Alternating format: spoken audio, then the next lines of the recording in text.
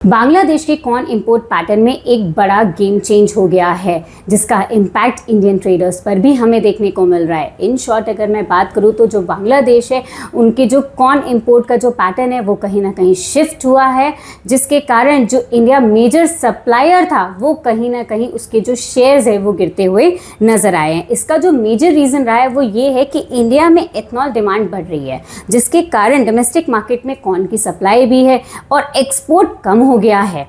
अब marketing year 2025 से 2026 में बांग्लादेश ने लगभग 1.5 मिलियन टन कॉर्न इंपोर्ट किया था, जिसमें जो मेजर डोमिनेशन था वो था ब्राज़ील का 78% और यूएस और इंडिया का था 11% ईच। सस्ती ग्लोबल प्राइसेस प्लस बांग्लादेश के जो पोल्ट्री, डेयरी और जो फिशरी सेक्टर्स है उनकी जो स्ट्रॉन्ग ग्रोथ है उसने कहीं ना कहीं जो डिमांड है उसको बूस्ट किया है। इंटरेस्टिंग बात एक और है वो ये है कि 2018 के बाद बांग्लादेश ने दोबारा यूएस से कॉर्न इंपोर्ट स्टार्ट किया है, जो ग्लोबल ट्रेड शिफ्ट को कहीं ना कहीं दर्शाता है। आगे क्या हो सकता है इसके बारे में भी हमारा जानना ज़रूरी, लेकिन उससे पहले मैं आपको ये बता दूं कि मार्केटिंग ईयर का मतलब होता है जो क्रॉप में जो प्रोडक्शन साइकिल होती है उसको हम मार्केटिंग ईयर के नाम से रिप्रेजेंट करते हैं। तो जो मार्केटिंग ईयर 2026 में इंपोर्ट 1.8 मिलियन टन तक बढ़ सकता है, लेकिन मार्केटिंग ईयर 2027 में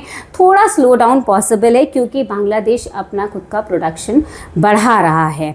अब एक और इम्पॉर्टेंट एंगल है, अगले वीक यूएस और इंडिया की जो ट्रेड डील है उसमें यूएस जो उनका जो सोयाबीन और जो कॉर्न है उसका एक्सपोर्ट बढ़ा सकता है। अगर ऐसा होता है तो इंडियन मार्केट में ज़्यादा माल आएगा, यानी कि सप्लाई बढ़ेगी, जिसके कारण हमें प्राइजेस में कहीं ना कहीं प्रेशर देखने को मिल सकता है। तो इन शॉर्ट अगर मैं बात करूँ तो मतलब एकदम क्लियर है, global trade shifts plus domestic policy changes दोनों मिलाकर जो प्राइजेस है वो अलग इम्पैक्ट डाल सकते हैं, जिसके कारण अभी हाल फिलहाल ट्रेडर्स को कॉशियस रहने की सलाह है। अगर आपको हमारे वीडियोस पसंद आए हों तो फटाफट चैनल को सब्सक्राइब करें। Thank you. Investments in securities market are subject to market risks. Read all the related documents carefully before investing.